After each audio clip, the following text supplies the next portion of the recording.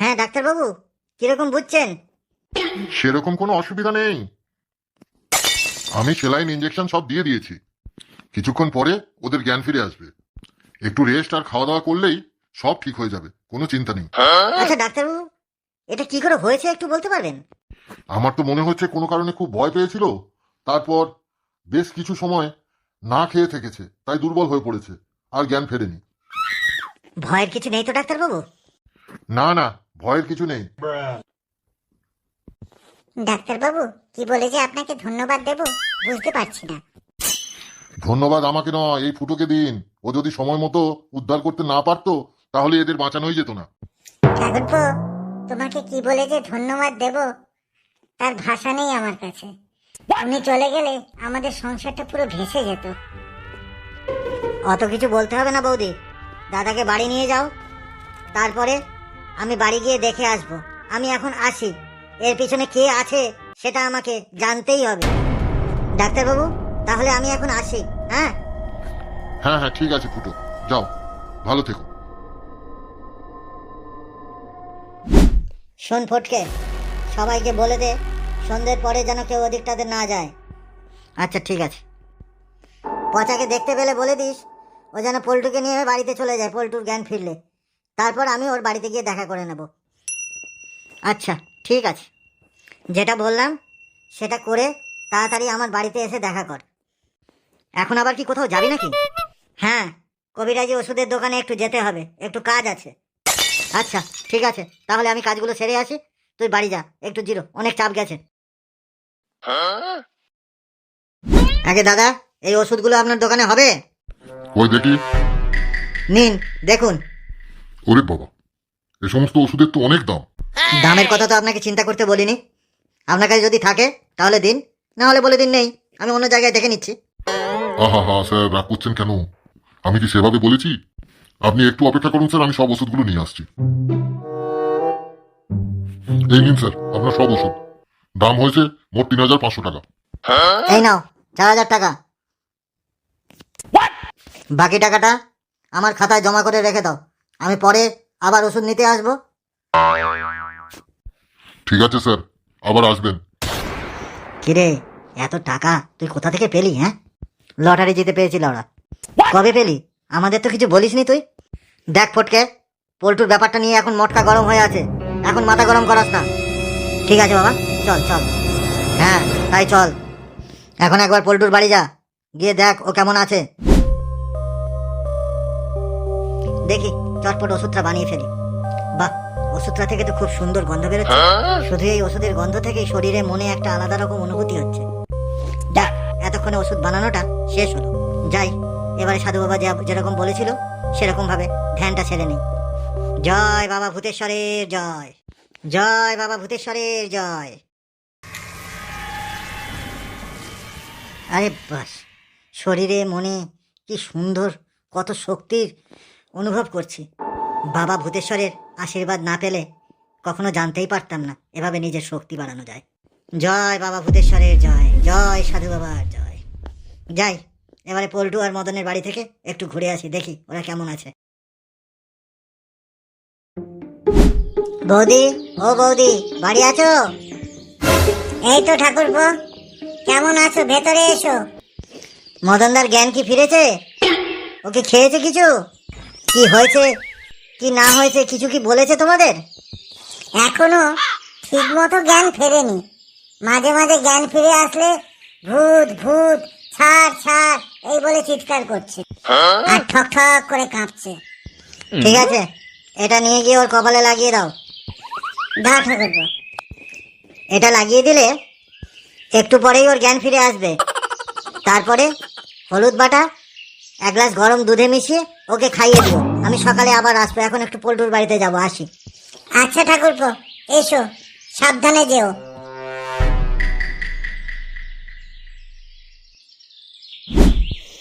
কিরে পচা, পল্টুর কি খবর? আরে ভাই ফুটো, বলিস না, পল্টুকে এখানে আনার পর থেকেই তো খানিকক্ষণ বাদে বাদে ভূত ভূত বলে চিৎকার করছে। কই, চল তো দেখি ভিতরে, তারপর দেখছি কি করা যায়। জয় বাবা ভূতেশ্বরের জয়, জয় বাবা ভূতেশ্বরের জয়। আমি কোথায়? আমার কি হয়েছে? ফুটো, তুই এসেছিস ভাই? আমি ফটকে আর পচার কাছ থেকে সব শুনেছি ভাই। তুই না থাকলে আমার তো এবার জমের বাড়ি যেতে হতো।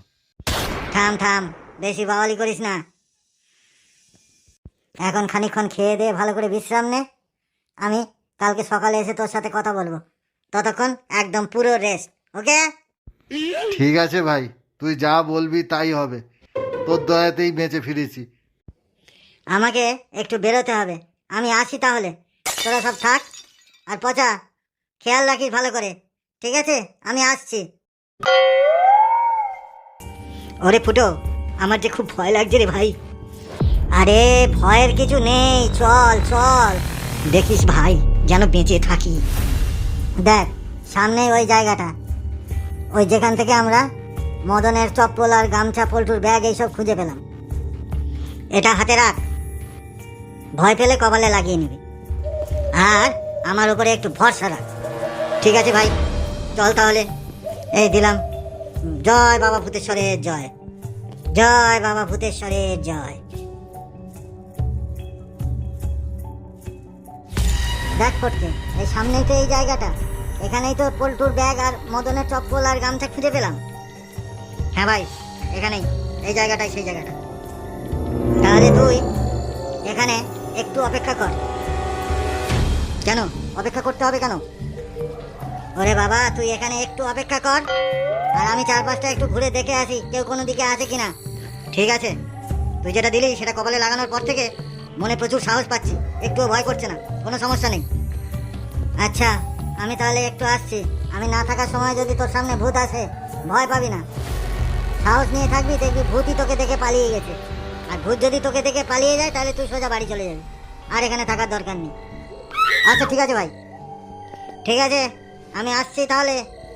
তুই সাবধানে থাক, কোনো ভয় পাবি না, ঠিক আছে ভাই? একদম ভয় পাস না, আমি আসছি। ফুটে তো বলে দিয়েই খালাস যে মোটে ভয় পাবি না, কিন্তু আমার তো ভয়ের চোটে বিচি মাথায় উঠে নাচছে। যাক, তবু ফুটোর উপরে একটু ভরসা করে দেখি। ফুটো যে জিনিসটা দিল সেটা মাথায় লাগানোর পরে মনের ভেতর বেশ একটা ভালো সাহস পাচ্ছি।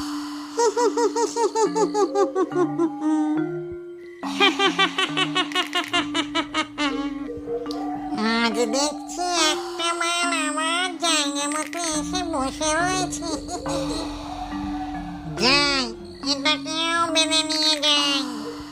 সামনে ভূত, ঠিক আছে, দেখা যাক ভূত আমার কি করতে পারে। আরে কি ব্যাপার হলো? ওটা আজকে আমাকে দেখে ভয় পাচ্ছে না কেন? যাই, আর একটু কাছে যাই। আয় আয়, আরো কাছে আয়, দেখি তুই কি করতে পারিস। আমি তোর ঘাড় মুটকে দেব। আমি পালাই বাবা। পালাচ্ছিস কেন? আয় আয়। ওরে বাবা রে, গেছি রে, পালাই রে। সালা, আমাকে ধরতে এসেছিল। যা, গিয়ে গান মারা গিয়ে যা, বেরো। ফুটো বলেছিল বাড়ি চলে যেতে, তাহলে যাই, এবার বাড়ি চলে যাই। ওরে বাবা রে, কি ঝটকা খেলাম রে। আয় আয় আয়, তোর জন্যই তো বসে আছি, আয়। এই, কে রে তুই? কেন, আমাকে চিনতে পারছিস না? আরে, এটা তো সেই মালটা আমি যার ঘরে চেপেছিলাম। এটা আমার ঘরে বসে কি করছে? আয়, তুই আমার ঘাড়ে চেপেছিলি না? আজ আমি তোর গান মারবো। কি? তুই আমার গান মারবি? তুই ভূতের গান মারবি? দেখি তোর ডান্ডের কত জোর। আয়, শিগগির এই গোল জায়গাটার মধ্যে এসে বসে পড়। ওরে বাবা রে, কি যেন একটা শক্তি আমাকে কি জোরে টানছে। আমি পারছি না। তোর কাছে এত শক্তি কি করে এলো? কথা বাড়াস না, কথা বাড়াস না। মেজাজ যদি গরম হয়ে যায় তাহলে একেবারে শেষ করে দেব। না না, আমি আসছি, আমি বসছি। তুই ভূতের সাথে নাচছিস, যদি আমি সুযোগ পাই তবে তোর খবর আছে। তুই যে ভূত, প্রমাণ কর। কি করে প্রমাণ করব? কি করলে তুই বিশ্বাস করবি আমি ভূত? ওই যে বোতলটা রাখা আছে, ওই বোতলের মধ্যে ঢুকে পড় দেখি, তাহলে বুঝবো তুই ভূত। তুই আমাকে বন্দি করতে চাইছিস? পারবি না, পারবি না। ঠিক আছে, তুই ঢুকে আগে প্রমাণ কর যে তুই ভূত, তারপরে কথা বলতে আসবি। তোর বোতল আমি ভেঙে দেব। নে নে, আগে তো ভেতরে ঢোক, তারপরে ভাঙবি। কিরে, এবারে বোতল ভেঙে বেরিয়ে আয়। দেখা, বোতল ভেঙে বেরিয়ে এসে আমাকে দেখা। ওরে, এ তুই আমাকে কোথায় ঠকালি রে? তোমার সব শক্তি যে শেষ হয়ে যাচ্ছে রে। বাঁচা, আমাকে বাঁচা। তুই যা বলবি আমি তাই করব, সব করব। আমাকে বাঁচা, আমাকে ছেড়ে দে। ঠিক বলছিস তো? তাহলে বাবা ভূতেশ্বরের নামে শপথ করে বল, আমার সব কথা শুনবি। কোনোদিন আমার আর আমার আশেপাশের কারো ক্ষতি করবি না। আমি বাবা ভূতেশ্বরের নামে শপথ করে বলছি, আমি তোর সব কথা মেনে চলবো, আর তোর আশেপাশের কারো কোনো ক্ষতি করব না। এবারে 3 সত্যি কর। সত্যি, সত্যি, সত্যি। যা, এবারের মতো তোকে ছেড়ে দিলাম। ওস্তাদ, তুমি আজ থেকে আমার মালিক। আমি তোমার সব কথা মেনে চলবো, তোমার সব কাজ করে দেব, যা বলবি তাই করব। ঠিক আছে, ঠিক আছে। তাহলে চল, এখন আমাকে বাড়ি নিয়ে চল। জি হুজুর, আপনি আমার পিঠে বসুন, আমি আপনাকে নিয়ে বাড়ি যাচ্ছি। চল তাহলে। আসুন হুজুর, আমার পিঠে বসে পড়ুন। নে চল ভূত, চল। আজ থেকে তোকে আমি ভূত বলে ডাকবো। বাবা, কি মজা, কি মজা। হুজুর ভূত।